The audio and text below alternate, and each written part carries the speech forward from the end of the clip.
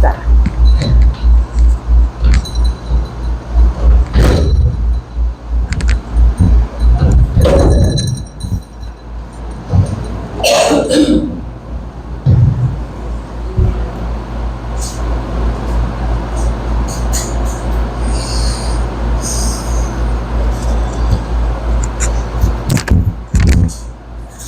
Já tô com frio. Já? Já. Eu sou muito calorenta.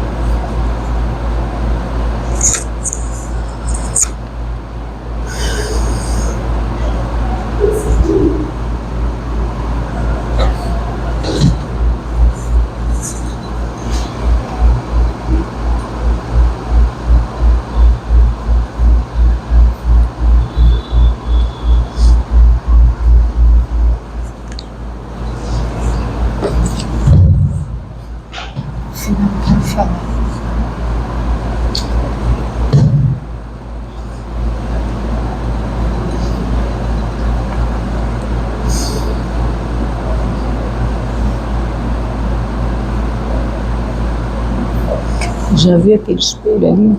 Pois eu estava olhando para ele agora, bonito, né? Tá vendo? Ali tá a primeira pessoa que você quer colher.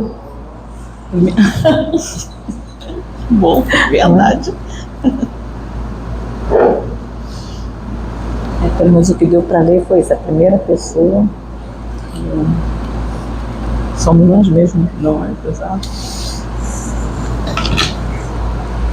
Bom dia a todos. Bom dia. E cá estamos para mais um estudo, um aprendizado, e que a gente possa realmente estar aberto ao que for dito aqui, porque o grupo que aqui está é bem grande, não se engane. E do livro Fonte Viva, por Chico Xavier e Emmanuel. Estímulo fraternal. O meu Deus, segundo as suas riquezas, suprirá todas as vossas necessidades em glória por Cristo Jesus. Isso é Paulo aos Filipenses, capítulo 4, versículo 19. Não te julgues sozinho na luta purificadora, porque o Senhor suprirá todas as nossas necessidades. Ergue teus olhos para o alto e de quando em quando contempla a retaguarda. Se não te encontras em posição de servir, ajuda e segue. Recorda o irmão que se demora sem recursos, no leito da indigência. Pensa no companheiro que ouve o soluço dos filhinhos sem possibilidades de enxugar-lhes o pranto. Detente para ver o enfermo que as circunstâncias enxotaram do lar. Para um momento, endereçando um olhar de simpatia à criancinha sem teto. Medita na angústia dos desequilibrados mentais, confundidos no eclipse da razão. Reflete nos aleijados que se algemam na imobilidade dolorosa. Pensa nos corações maternos, torturados pela escassez de pão e harmonia no santuário doméstico. Interrompe, de vez em quando, o passo apressado, a fim de auxiliares o cego que tateia nas sombras. É possível, então, que a tua própria dor desapareça aos teus olhos. Se tem os braços para ajudar, a cabeça habilitada a refletir no bem dos semelhantes, és realmente superior a um rei que possuísse um mundo de moedas preciosas sem coragem de amparar a ninguém. Quando conseguires superar as tuas aflições para criares a alegria dos outros, a felicidade alheia te buscará onde estiveres, a fim de improvisar a tua aventura. Que a enfermidade e a tristeza nunca te impeçam a jornada. É preferível que a morte nos surpreenda em serviço a esperarmos por ela na poltrona de luxo. Acende, meu irmão, nova chama de estímulo no centro da tua alma e segue além. Sê o anjo da fraternidade para os que te seguem, dominados de aflição, ignorância e padecimento. Quando plantares a alegria de viver nos corações que te cercam, em breve as flores e os frutos da tua sementeira te enriquecerão o caminho. E que neste momento todos nós possamos ficar com os corações e mentes bem alertas e atentos para as mensagens que virão do alto. E que nossa irmã Silvia seja iluminada para que possa transmitir todos esses ensinamentos a cada um de nós, sendo uma semente de prosperidade para todos os corações que aqui estão, encarnados e desencarnados. Obrigada, Senhor. Deus te abençoe. Obrigada, querida. Até que horas nós estamos? 10 horas, a hora que você quiser. 15 para as 10, 11 horas, aliás, isso. Está ótimo. Obrigada, querida.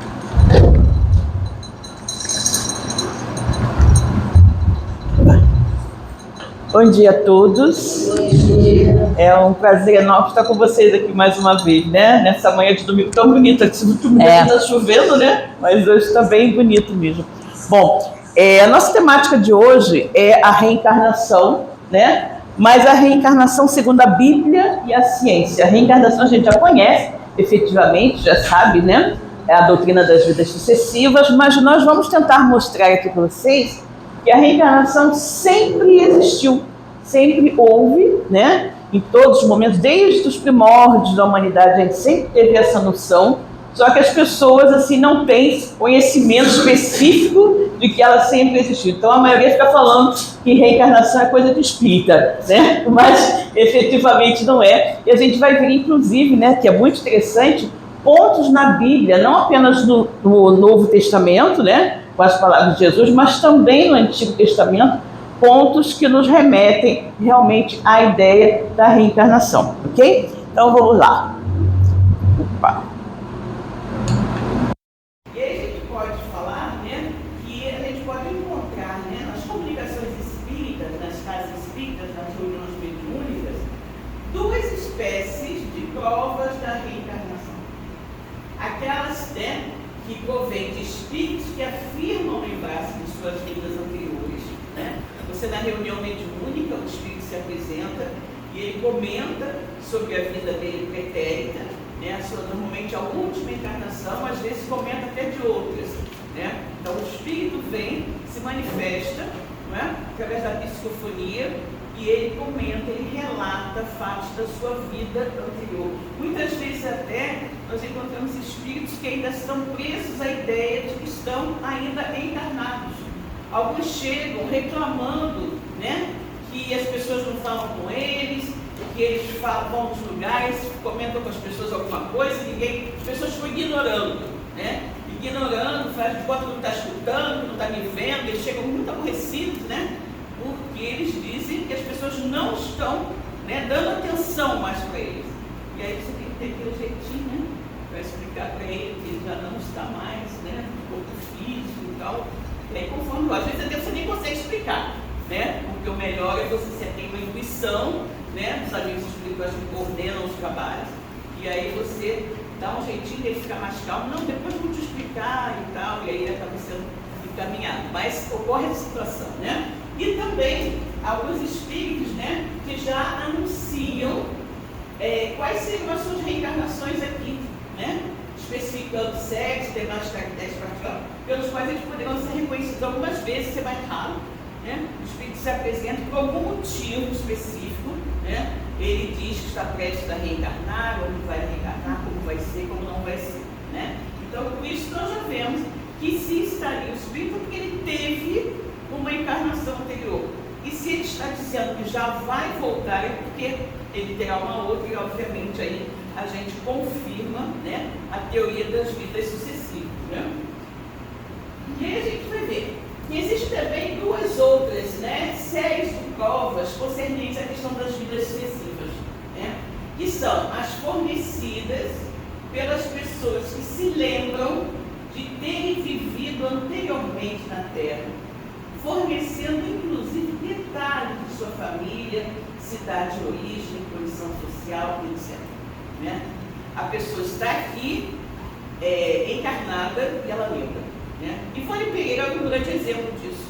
Ivone, imagina, eu fico imaginando, coitada, que situação. Imagina você, criança, dizer: essa casa não é minha, esse homem não é meu pai, essa mulher não é minha mãe, eu quero voltar para minha casa. Você imagina que situação, a cabeça da criança, né? Fui sequestrada, só pode ser, né? Porque o que eu estou fazendo aqui?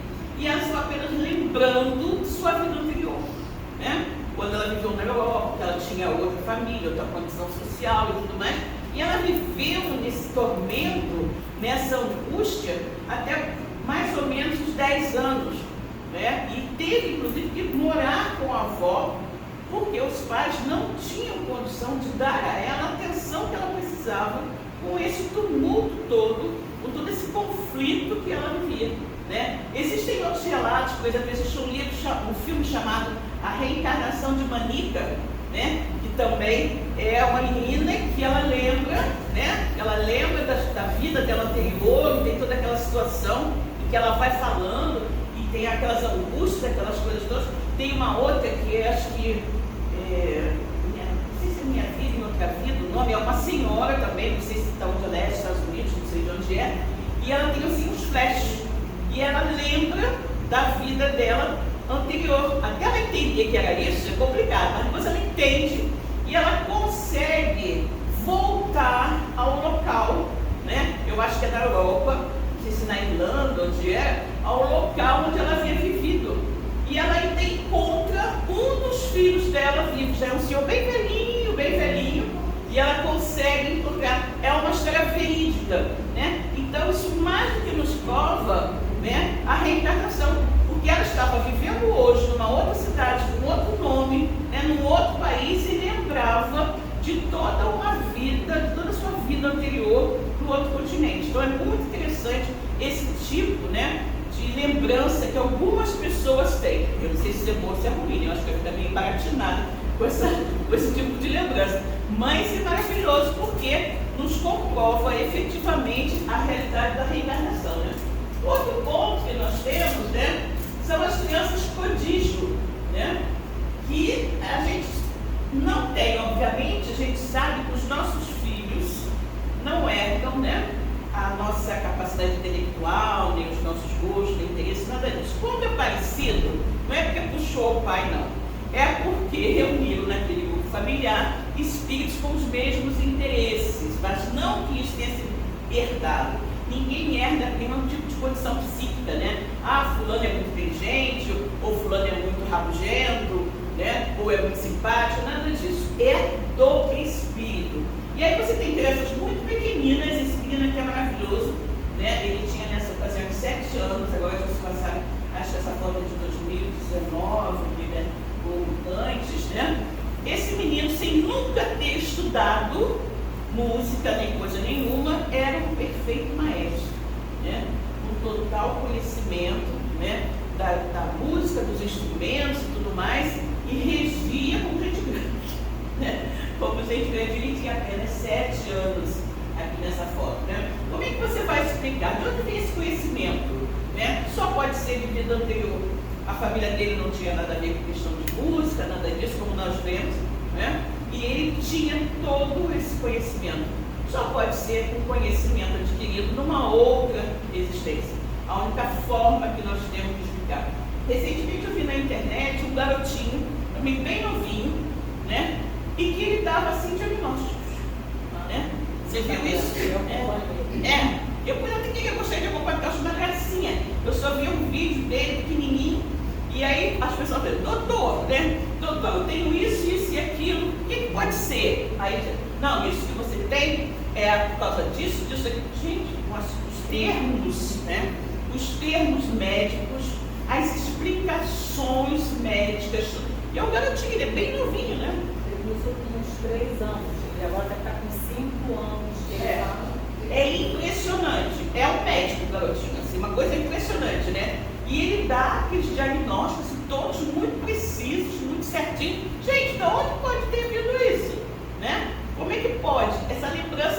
obviamente, é uma lembrança de uma vida anterior onde ele exerceu a medicina, né? Então, somente a reencarnação explica isso. E senão a gente vai ficar baratinado, mas por quê? Como é que pode?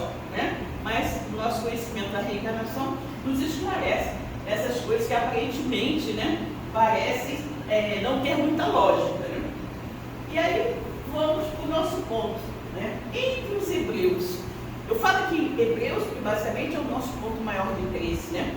Que a Bíblia é basicamente a história do povo hebreu.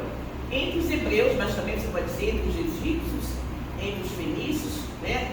Entre os hindus e tudo mais, sempre existiu essa ideia. Né? Mas os hebreus, a ideia, né, das vidas anteriores era admitida. A maioria deles usava a expressão, né, ressurreição, mas na verdade o que eles queriam dizer era a reencarnação. Eles sabiam que ocorria, mas não sabiam exatamente como se dava. Né? Mas era uma ideia bem firme neles desde sempre. Né? A crença dos renascimentos da alma encontra-se indicada de maneira velada na Bíblia no Antigo Testamento. Não assim tão claro no Antigo Testamento, né? Mas ela está mais explícita nos Evangelhos no Novo Testamento. E a gente vai, eu pensei alguns pontos, né, para a gente ter essa confirmação. Então vamos lá. No Antigo Testamento nós temos em Eclesiastes 1 a seguinte citação: geração vai e geração vem, e a terra permanece a mesma. Significando o quê? Que a terra é uma escola, onde nós vamos e nós voltamos até atingir a perfeição nessa escola que é a terra. Né? Geração vai, geração vem, e a terra continua a mesma sempre. Você está sempre indo e voltando até atingir a perfeição. Os rabinos mesmo, né, dizem que onde a gente está lendo geração, a gente pode muito bem entender como encarnação. Né? Então, encarnação vai, encarnação vem, e a terra permanece a mesma, eu estou sempre aqui indo e voltando, buscando a minha plenitude. Isso você encontra lá em Eclesiastes 1. Né? Então, é muito interessante. É muito interessante que nós tenhamos em mente, ao ler a Bíblia, ao estudar a Bíblia, não nos atermos, como Jesus disse, à letra que mata, mas ao espírito que vivifica. Né? Sempre buscando o significado intrínseco daquelas palavras, porque existe muita alegoria. Né? Muita alegoria. Você precisa mergulhar no significado, usar a sua capacidade de interpretação para realmente entender o que está sendo dito naquelas palavras. Né? Em outro ponto, já em Daniel, capítulo 12, versículo 2, nós temos: muitos dos que já tiveram morrido viverão de novo. Uns terão a vida eterna e outros sofrerão o castigo eterno e a desgraça eterna.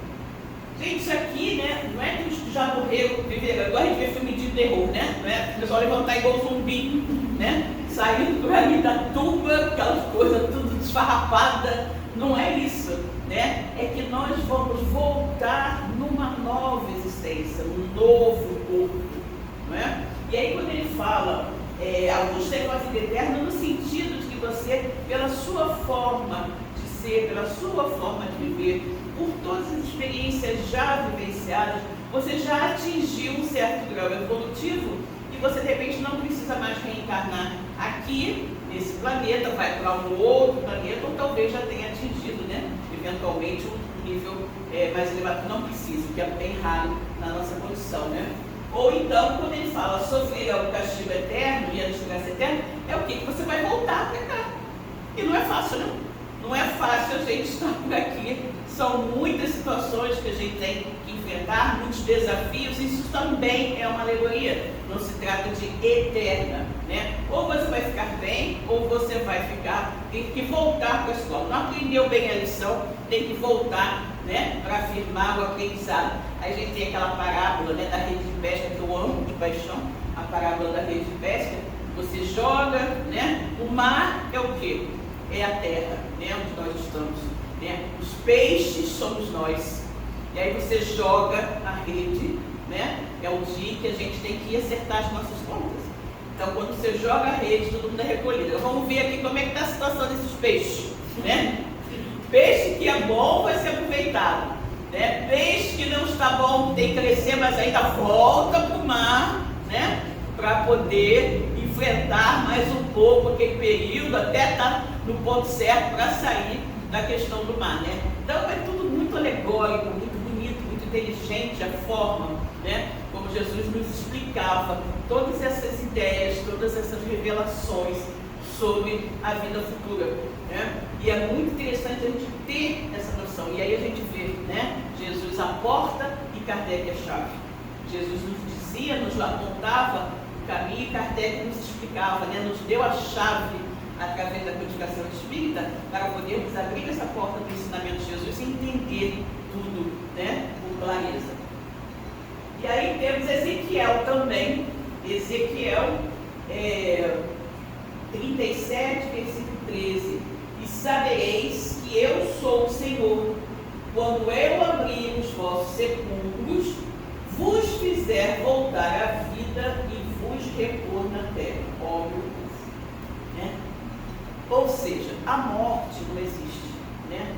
Quando ele diz abrir os sepulcros, não é como eu falei, isso aí, aquele zumbi lá todo esfarrapado de dentro da tumba, não.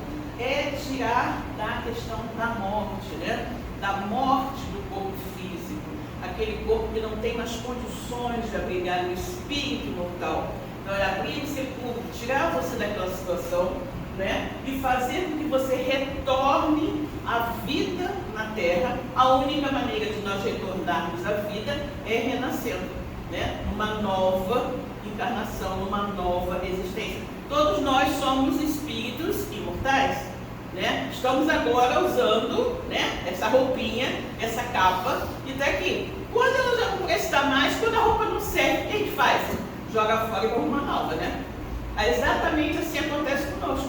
Quando esse corpo aqui, né, já não estiver mais segurando a onda, né, já não estiver mais aguentando, né, segurar aqui, abrigar o nosso espírito e fazer as coisas que o espírito precisa, né, e a gente vai sentindo, né, todo dia, né, a gente acorda, ai meu Deus do céu, né, lá vou eu, né, e o tempo passa, você é dor na mão, é dor no ombro, é dor na quadril, é a era do condor, né, eu falei, ai meu Deus do céu, né, então quando o espírito já, o corpinho, né, já não vai mais aguentando, está na hora de trocar, né, gente, igual o carro, né, por mais que você goste daquele carro, vai chegar o momento que vai ter que trocar, né, porque já não vai aguentar mais. Isso aqui aí a gente vai e troca, tranquilo, sem problema, na hora de trocar, troca. Fica lá esperando um pouco, né, esperando um pouco até pintar um carro bem moderno, bom para você, né, que atenda às suas necessidades, né, às suas carências, né, aquilo que você precisa daquele carro, ou seja, naquela existência, aquele corpo que você vai precisar, de acordo com os aprendizados, e você volta feliz, belo, faceiro, para mais um período de aprendizado, de trabalho, de crescimento, né? Então é isso, a gente vai voltar. E aí a gente tem também em Malaquias, né? Aí a gente tem uma profecia de Malaquias, que está no capítulo 4, versículo 5, que diz o seguinte: eis que eu lhes enviarei o profeta Elias. Olha que interessante isso aqui. Eis que eu lhes enviarei o profeta Elias, antes que venha grande e terrível dia do Senhor. É o grande terrível. Especificamente relacionado com Malaquias, capítulo 4, versículo 5, temos no Novo Testamento, o Evangelho de Mateus, capítulo 17, versículos 10 a 13, a seguinte fala de Jesus, né? Malaquias lá no Antigo falou que mandaria Elias. Elias, olha que coisa, Elias já estava desencarnado quando Malaquias fez essa profecia. Se ele diz que vai mandar Elias, como que ele vai mandar Elias se Elias já estava desencarnado? Só poderia ser Elias reencarnado num novo corpo. E aí depois você tem essa confirmação já no Novo Testamento, né? Em Mateus capítulo 17, versículos 10 a 13. E aí, mães dos discípulos o interrogaram, né? Por que dizem, pois, os escribas, os discípulos de Jesus perguntaram para ele, por que dizem os escribas ser necessário que Elias venha primeiro, né? Que Elias venha primeiro do Messias, né? O Messias prometido. Nas Escrituras dizia-se, olha, antes do Messias vai voltar Elias, né? Vai voltar Elias. Mas Elias já tinha desencarnado há muitos anos, né? Muitos séculos. Como é que Elias ia voltar, né? Antes que viesse o Messias? Se eles não tivessem essa noção das vidas sucessivas, isso não faria o menor sentido, né? Não faria o menor sentido. E aí Jesus responde, de fato, Elias virá e restaurará todas as coisas. Eu, porém, vos declaro que Elias já veio. Elias já veio e não o reconheceram. Antes fizeram com ele tudo quanto fizeram. Assim também o Filho do Homem há de padecer nas mãos deles. Então, os discípulos entenderam que eles falaram a respeito de João Batista, né? Então, Jesus dizia que ele era o Messias, né? Aí eles questionaram, mas os escribas e fariseus diziam que antes que viesse o Messias teria que vir Elias. Como é que pode? Aí eu, não, sim, é verdade. E ele já veio. Ele já veio e já fizeram com ele tudo o que queriam. Que foi João Batista, que acabou sendo decapitado, né? João Batista, que foi decapitado numa consequência da lei de causa e efeito, porque ele, como Elias, né? Como o profeta Elias, teve lá aquela questão dos sacerdotes do Deus Baal, né? E ele queria provar que o Deus de Israel era mais poderoso que o Baal, né? Que o Deus Baal. Então teve aquela história. Eram 6 sacerdotes, colocaram lá um boi, sei lá o que, morto em cima de um determinado local. E ele falou assim, olha só, vamos ver qual é o Deus mais poderoso, né? Se o Deus de vocês ou se o Deus de Elias. Que esse boi aqui, que estava ali cru, e ainda molharam bastante, né? A carne do boi, se ela vai ficar cozida pelo seu Deus. E aí os sacerdotes que barraram sem, né? Rezaram, fizeram várias coisas, nada do boi cozinhar, né? Nada. Quando eles desistiram com as suas preces, né? As suas orações para o seu Deus Baal cozinhar o boi, né? Sem fogo, Elias vai e ora e cai um raio em cima do boi e acho que torra o boi, né? Porque o raio deve ter torrado o boi todo, né? E aí está falando. Elias podia muito bem ter ficado satisfeito com isso, mas não ficou. O que ele fez? Mandou decapitar todos os 100 sacerdotes do Baal. E aí, na lei de causa e efeito, João Batista, que era Elias, morreu decapitado, né?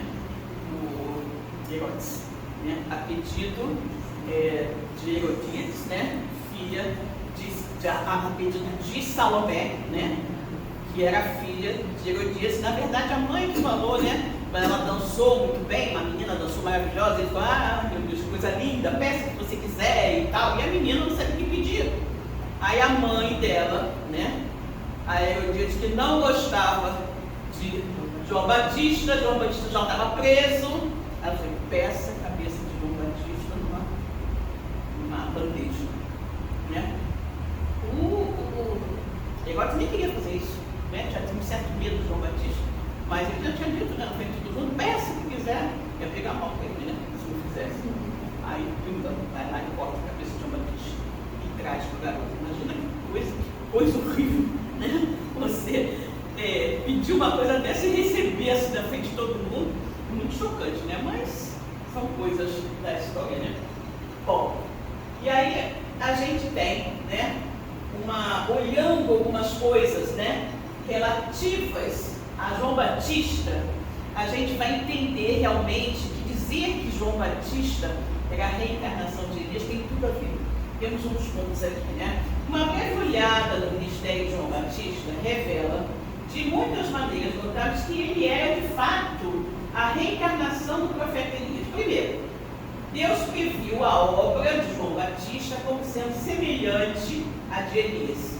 Isso está em Lucas, capítulo 1, seja, o que João Batista fez, o precursor de Jesus, o precursor do Messias, era já previsto, né? Segundo, ele se vestia como Elias, né? Com roupa assim de, acho que pele de camelo, alguma coisa assim. Estava só aquela roupa por cima, se alimentava de gafanhoto, de mel silvestre, fazia tudo do jeito que Elias fazia, né? Ele, como Elias, João Batista me pregou no deserto, né? Está lá em Mateus. Todos os dois pregaram uma mensagem de arrependimento, né? O que João Batista falava efetivamente? O que ele batizava? O batismo significava a sua mudança de vida, né? Vamos dizer, eu te batizo agora, então nessa água todos os seus pecados, tudo aquilo que você vem fazendo de errado até então, vai ser limpo com essa água. Muitos deles até pegavam, assumiam um outro nome, mudavam de nome a partir desse batismo, né? Então os dois pregavam o arrependimento. E também os dois resistiram a reis e tiveram inimigos de alto perfil, né? Aí você vai ver aqui quem era que Elias tinha como inimigo, né? Uma pessoa poderosa, e no caso aqui de João Batista era Herodes, né? Então eles tiveram assim inimigos poderosos, né? Que realmente atrapalharam a vida deles. Ainda no Evangelho, agora a gente já pega, né, a parte do Novo Testamento também. Ainda no Evangelho, em Marcos, capítulo 8, versículos 27 e 28, Jesus pergunta aos discípulos, olha que interessante isso aqui.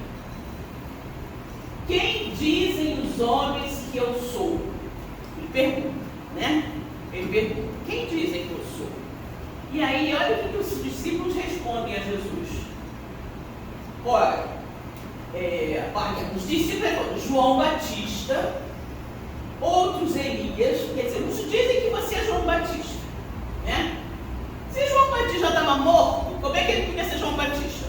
Só reencarnado. Mas não podia, porque Jesus foi contemporâneo de João Batista. Eles eram primos, né? Jesus era um pouquinho mais novo que João Batista, uns meses, sim, então não podia ser, né? Então, mas mesmo assim diziam, né, os pouco informados, ele deve ser João Batista. Ou seja, João Batista como? Reencarnado, né? Outros dizem que é Elias e outros ainda um dos profetas. Ora, tanto Elias como os antigos profetas já haviam desencarnado. Como é que Jesus poderia ser um deles se não reencarnado, né? Então era óbvio que eles tinham essa noção de que você poderia voltar no novo corpo. Era voz corrente, o povo sabia disso, entendia, né? Porque senão não tinha o menor sentido dizer que ele seria o Elias, que obviamente que não podia ser, né? Elias não, o João Batista, ou Elias, que já tinha desencarnado há séculos antes, ou qualquer um dos profetas antigos, né? Então era porque eles acreditavam efetivamente na reencarnação, né? E aí isso prova com certeza que a crença na volta de alguém em um novo corpo era comum entre os judeus. Eles acreditavam realmente, né? E a gente tem no Evangelho de João, esse ponto aqui é muito interessante, né? No Evangelho de João, capítulo 3, versículos 1 a 15, nós temos o seguinte. Havia um fariseu chamado Nicodemos, né? Uma autoridade entre os judeus, era um doutor da lei. Nicodemos era daqueles que estudavam, né? Porque naquela época era o seguinte, a maioria das pessoas era analfabeta, né? A maioria das pessoas era analfabeta. Não existiam praticamente livros não existiam, né? Todos os ensinamentos eram orais, passados de boca em boca. O pouquinho que existia escrito, né, nos papiros, né, nos pergaminhos, era caríssimo e era de propriedade dessas pessoas que sabiam ler, que era pouquinho. Então, esses doutores da lei, aqueles que sabiam ler, que tinham acesso a isso, eles estudavam bastante e ensinavam oralmente para as pessoas.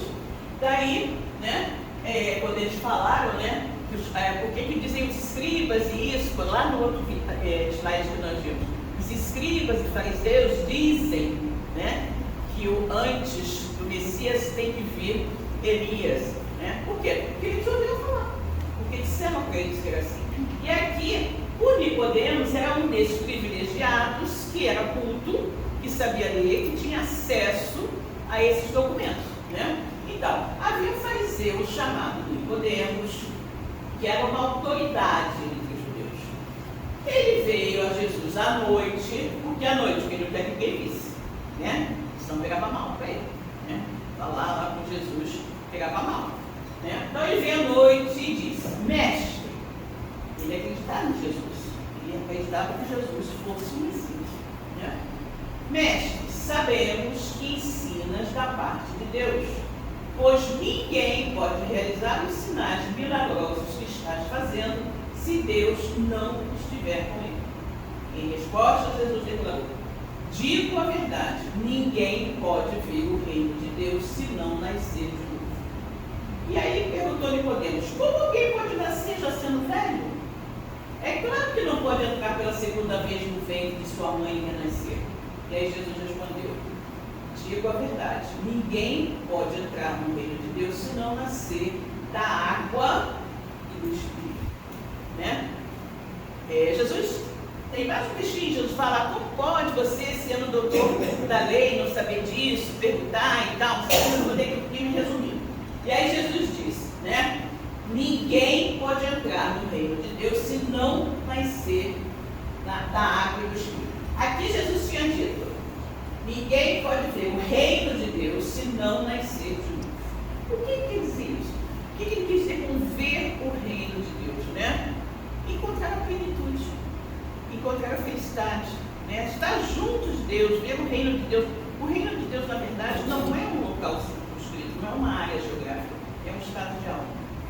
Então, nós não conseguiremos essa plenitude, essa serenidade, essa tranquilidade, se não nascermos de novo. O que significa isso? Cada encarnação, cada vez que eu renasço, eu vou me aperfeiçoando, eu vou me tornando uma pessoa melhor.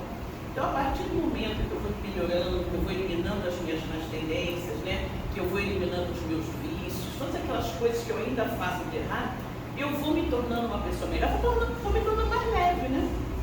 Vou deitar à noite, minha cabeça no travesseiro, não vou ter problemas, não vou estar com nenhuma culpa, né? Então, vou estabelecer, vou edificar dentro de mim o reino de Deus, né? Porque o reino de Deus é construído dentro de nós de acordo com a maneira que nós vamos vivendo e nos despojando das nossas imperfeições, né? Então, quando Jesus diz aqui: ninguém pode ver o reino de Deus se não nascer de novo.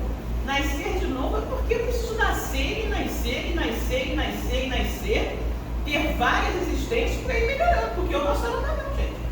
Uma só não dá. É muita coisa para melhorar, muita coisa para aprender, e nem que a gente vê 100 anos, né? Não daria tempo, a gente precisa de várias oportunidades, várias vindas, né? E depois ele diz: ninguém pode entrar no reino de Deus. Aí ele explica isso aqui, como é o nascer de novo, né? Mas eu vou entrar de novo na barriga da minha mãe já sendo velho? Não, isso não dá. E aí Jesus diz: ninguém pode entrar no reino de Deus se não nascer da água e do Espírito. O que é nascer da água? Gente, para eles toda a vida estava na água. Tudo aquilo que era vivo iniciava-se na água, né? Se a gente pensar, o bebê está dentro da bolsa, né? O líquido amniótico, que ela está na água, né? Então, esse nascer da água significa nascer num novo corpo, ter um novo corpo. E nascer do Espírito, não é que seria um novo Espírito, mas o Espírito renovado, o Espírito purificado. Ou seja, você renasce da água num novo corpo, e o seu Espírito, a cada renascimento, ele está modificado, ele está melhorado, como se fosse um novo nascimento, né? Uma nova vida, uma nova existência e tudo mais, mas sempre significando a melhoria gradual do Espírito, até que você atinja, né, aquela perfeição, aquela diva perfeição possível vai estar com você, ter edificado dentro de você o reino de Deus, aquele estado de paz, serenidade e plenitude. Né?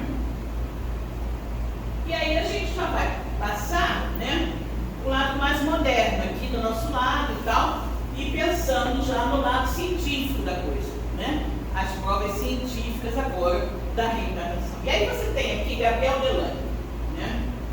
Segundo o contemporâneo de Allan Kardec, Gabriel Delany foi contemporâneo de Kardec, né?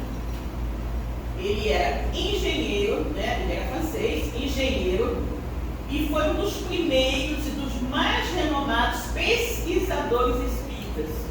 E no livro, Gabriel Delany tem um livro chamado A Reencarnação, né? Nesse livro, super interessante, ele diz o seguinte, olha só: o grande mérito dos magnetizadores espiritualistas e dos espiritistas, porque nós somos espiritistas, né? Kardec disse que nós somos aqueles que seguissem a doutrina espírita, seriam espíritas ou espiritistas. A gente adotou, né, mais comumente o nome espírita, mas a gente também pode ser chamado como espiritista, que é a mesma coisa, né? Então Delany fala, né, o grande mérito dos magnetizadores espiritualistas e dos espiritistas. Qual é a diferença do espiritualista para espírita? Espiritualista para espiritista, né? Espiritualista é todo aquele que acredita que existe alguma coisa além da matéria, né?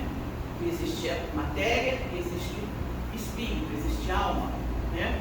Então todo aquele que acredita é espiritualista, mas não necessariamente espírita, né? Então você tem nossos irmãos da Umbanda, né? Eles são o quê? São espiritualistas, porque eles acreditam que existe alguma coisa além da matéria, mas não são espíritas. Espíritas somos nós, né? Que vivenciamos, que estudamos a doutrina dos espíritos codificada por Allan Kardec. Nós somos espíritas e espiritualistas, ou melhor dizendo, espiritualistas espíritas. Os nossos irmãos da Umbanda, eles são espiritualistas, mas não são espíritas. Eles são espiritualistas umbandistas. Nós somos espiritualistas espíritas, né? Então, essa é a diferença. Então, o grande mérito dos magnetizadores espiritualistas e dos espiritistas é o de haver tentado fazer com que o estudo da alma humana passasse do domínio da psicologia, propriamente dita, para a observação científica, né? Pela verificação das manifestações objetivas do ser pensante. Ou seja, os magnetizadores fizeram com que a observação dos fenômenos espíritas passasse para o âmbito da pesquisa científica, né? É óbvio que você não pode colocar o fenômeno espírita no laboratório dando tudo de ensaio. Você vai ter que usar outros métodos científicos para pesquisar, né? A Sociedade Inglesa de Pesquisas Psíquicas estabeleceu que a clarividência, por exemplo, a clarividência, quer durante o sono, quer em estado de vigília, é bem real, tá? Tal faculdade pertence essencialmente à alma e não se pode explicar nenhuma propriedade fisiológica do corpo, né? Eu não tenho clarividência, né? O meu corpo não aponta nenhuma característica, de repente, porque tem nariz mais comprido, mais arrebitado, sei lá, essa pessoa é clarividente porque tem nariz arrebitado. Não é isso. O corpo não mostra nada para que você identifique, essa pessoa é clarividente porque tem nariz arrebitado. Não. Né? É uma característica do espírito, né? É o espírito que tem aquela faculdade, aquela possibilidade, né, de ter a clarividência, que pode ser tanto em estado de sono, desdobramento do sono, você está dormindo, seu espírito está semi-liberto, ele vai onde ele quer, ele vai lá, vai olhar uma coisa que tem lá não sei onde. Outras pessoas têm essa faculdade ainda em estado de vigília, né? Ela olha e de repente ela sabe o que está pensando. O que aconteceu com Jesus quando estava entrando em Jerusalém, né? Quando eles estavam um pouquinho antes, eles passaram por uma vila, né? Tinha uma vila lá a certa distância. Jesus falou o quê? Vai lá, você vai encontrar um jumento, né? Uma jumenta com seu jumentinho, né, traga o jumentinho, né, e diga que o mestre depois vai devolver, né, para o dono. Como é que ele podia saber que naquele lugar, em determinado ponto, tinha lá uma jumenta e um jumentinho?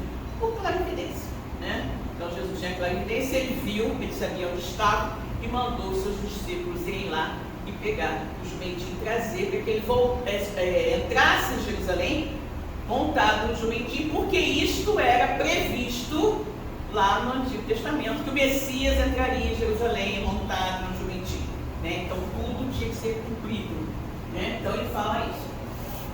E aí o Delany, né, fala justamente isso, né? E a sociedade inglesa de pesquisa reconhece que a clarividência, né, era uma faculdade essencialmente da alma, que não tinha nada a ver com o corpo.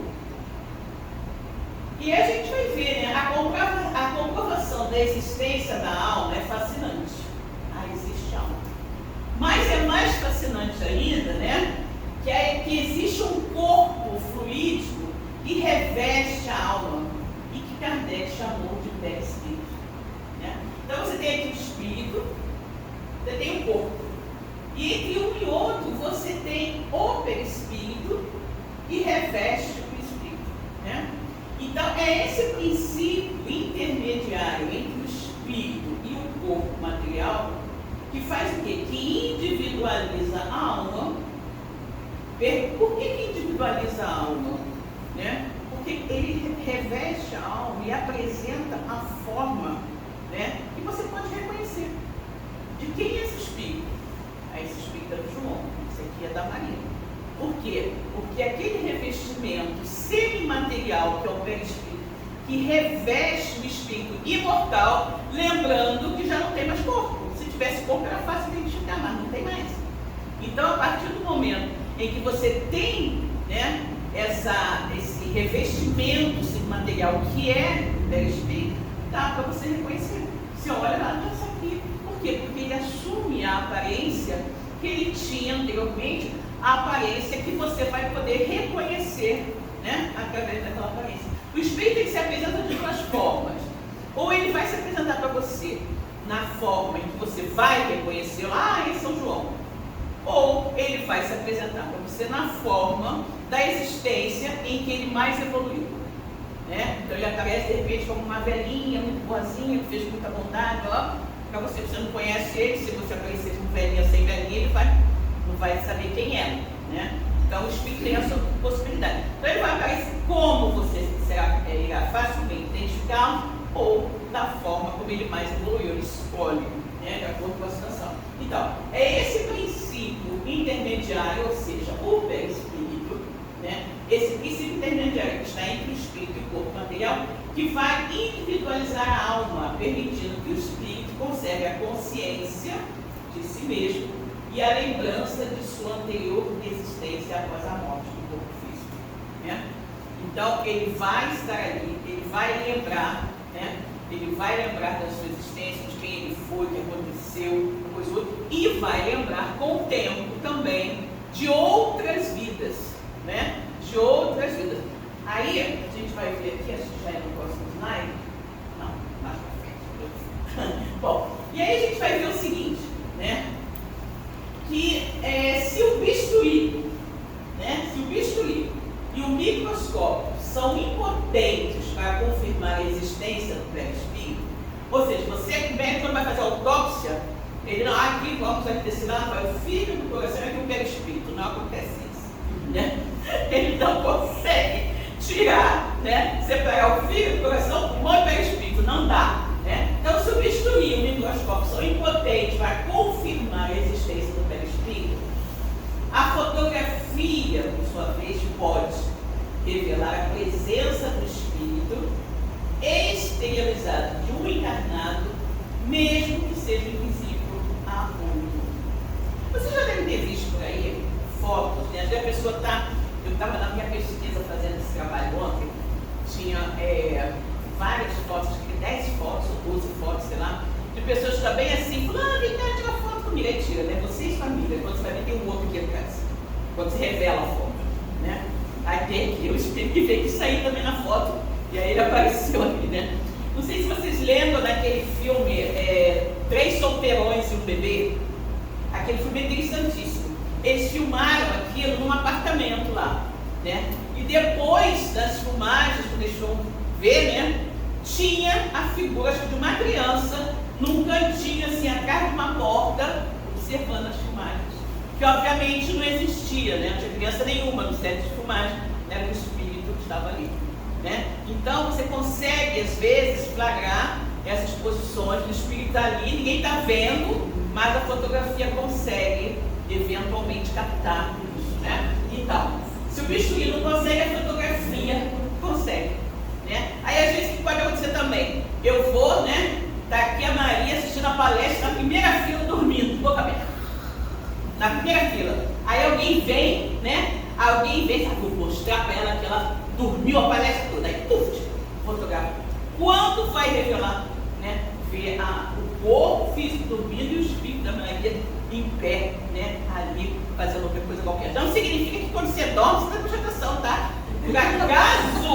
Por acaso, nesse exemplo que eu estou dando, ela não estava ali perto. Mas normalmente, quando você dorme, você foi embora. Porque o espírito não dormiu, foi embora. Eu estou querendo, isso aqui está muito chato, vou me embora daqui. Aí você dorme e o espírito se manda, tá? Então esse papo de quando você dorme, olha, pode dormir, não se preocupa. Porque você dorme, seu espírito absorve muito mais da palestra. Mentira. Dormiu, o espírito foi-se embora. Porque se ele tivesse interessado, ele estava acordado, né? Então isso aí foi só um exemplo, assim, meia boca que eu dei para vocês, entendeu? Mas não é disso não, né? Então o que acontece? Da mesma forma, ele pode também registrar a imagem de um espírito materializado. Aqui nós temos Kate King, né?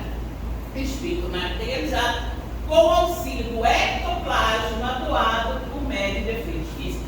Aqui nós temos a médium Florence Cook, né? Aqui não está nenhuma manifestação, nenhuma representação do ectoplasma, mas para esse tipo de efeito, né? De materialização do espírito, o médium de efeitos físicos, nós tínhamos aqui no Brasil o Peixotinho, né? Um grande médium de efeitos físicos, precisa doar o seu ectoplasma para que o espírito, utilizando aquela substância doada pelo médium de efeitos físicos, ele consiga se materializar.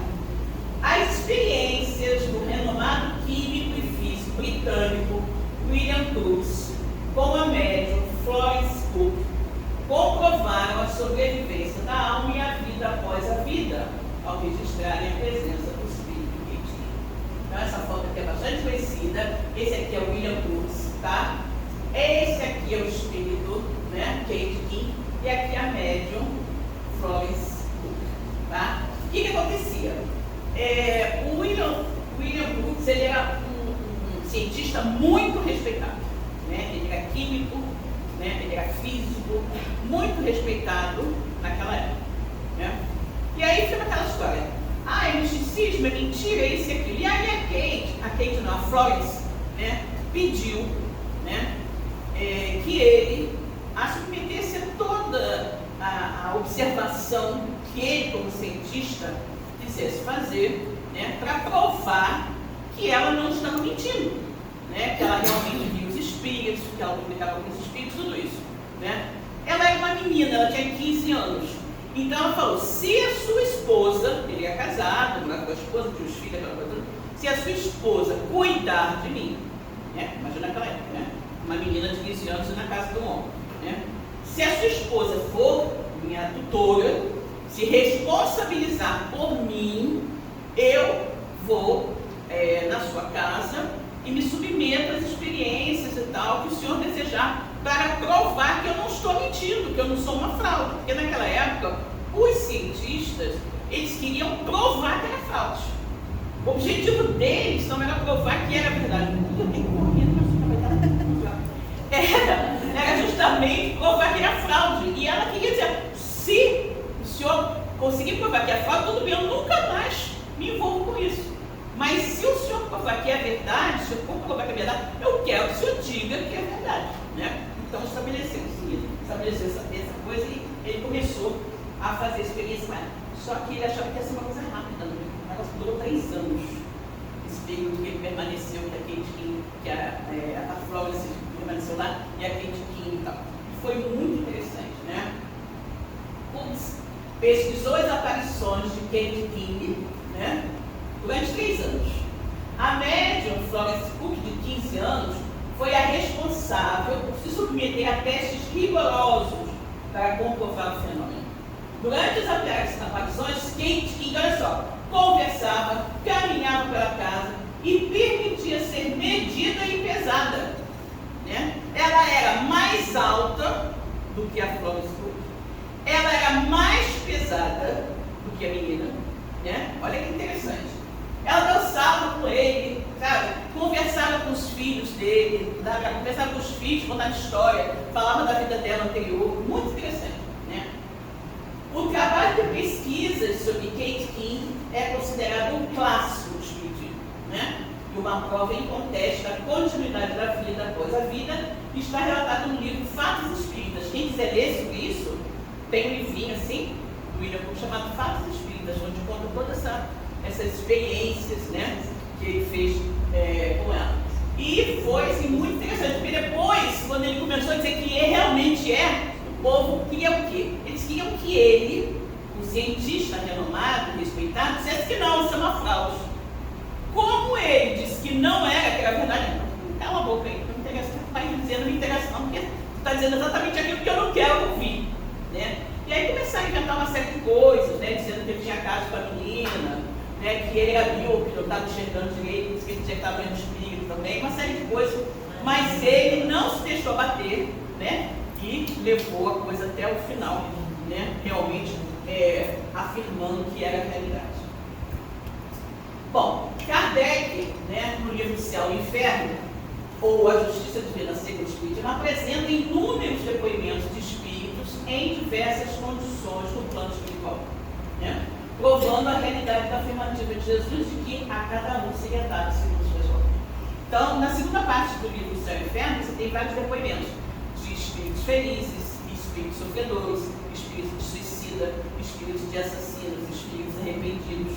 São depoimentos que esses espíritos contam como eles estão vivos e passando por que tipo de dificuldade no plano espiritual em virtude do que eles fizeram aqui, quando estavam encarnados. Né? No livro, agora sim, no livro Memórias de um Suicida, né, psicografado pela América. Quem já leu esse livro aqui? Memórias de um Suicida. Quem já leu? Gente, olha. Se vocês me disserem que não é que vocês têm medo do livro, eu vou dizer para vocês, que espíritas são vocês? Gente, pelo amor de Deus, esse livro é maravilhoso. Olha, eu já li 3 vezes, já fiz estudo dele 2, na minha web rádio. Quem tiver medo de ler, vai lá, procura no YouTube, Web Rádio Luiz Consolador. Programa O Melhor é Viver, está lá, tem toda a playlist, todo o estudo que eu fiz desse livro, tá? Vocês podem olhar lá direitinho, vocês vão estudar sem precisar ler.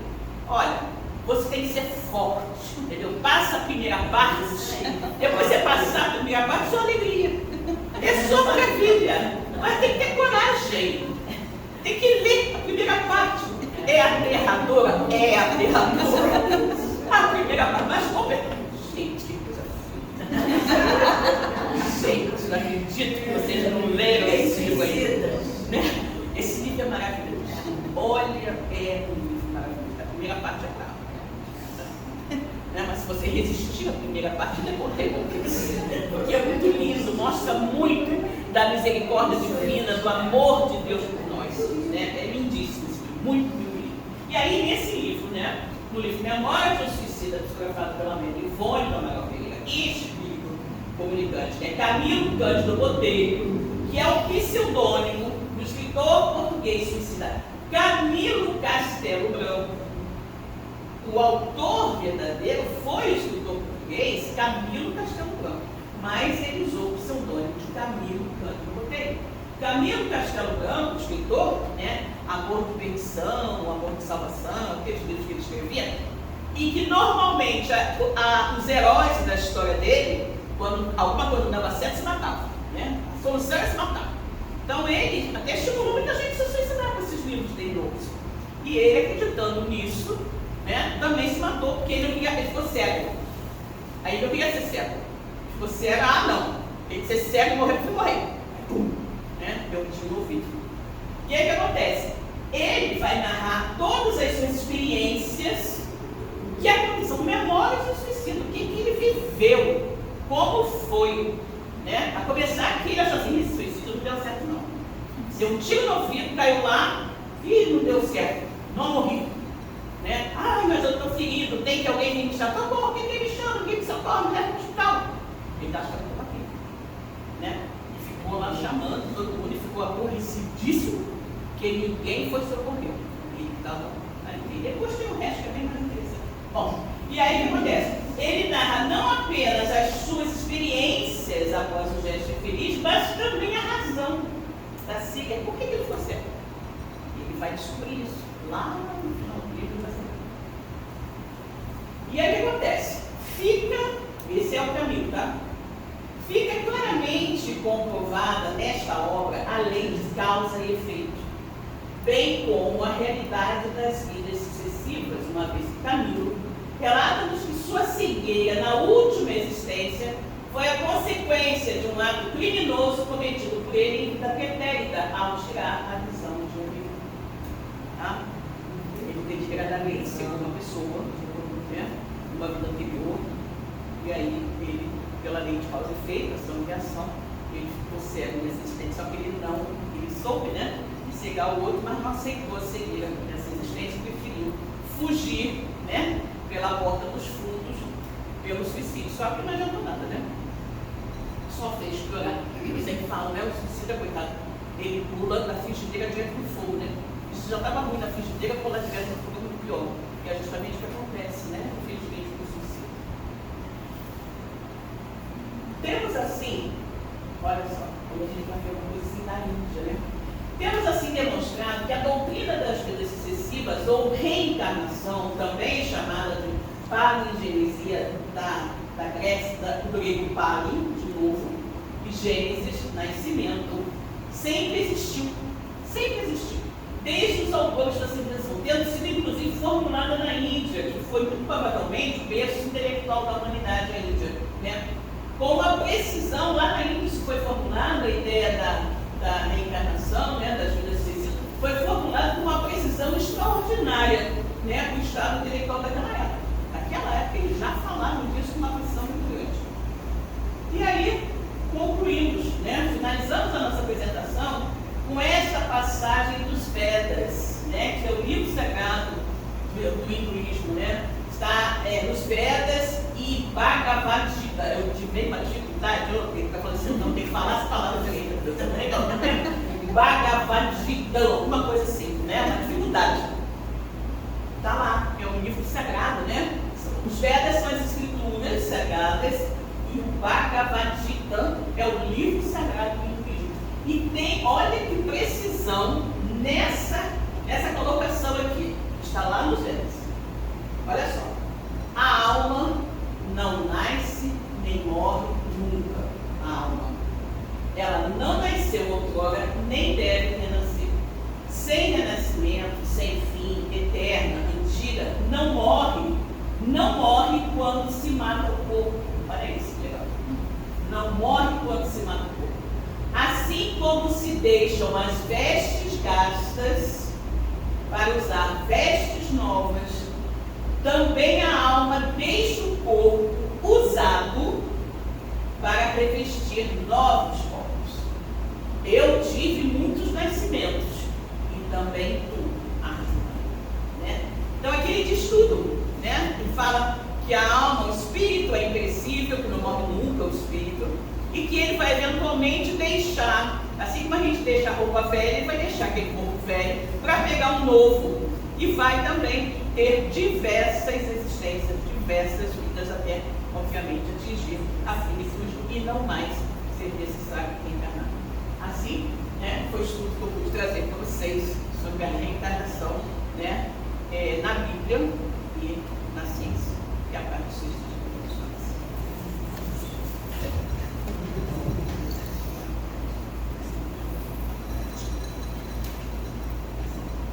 Sozinha que não. Ah, por favor. Eu já tenho vergonha, se eu me deixar sozinha. Vou ficar aqui.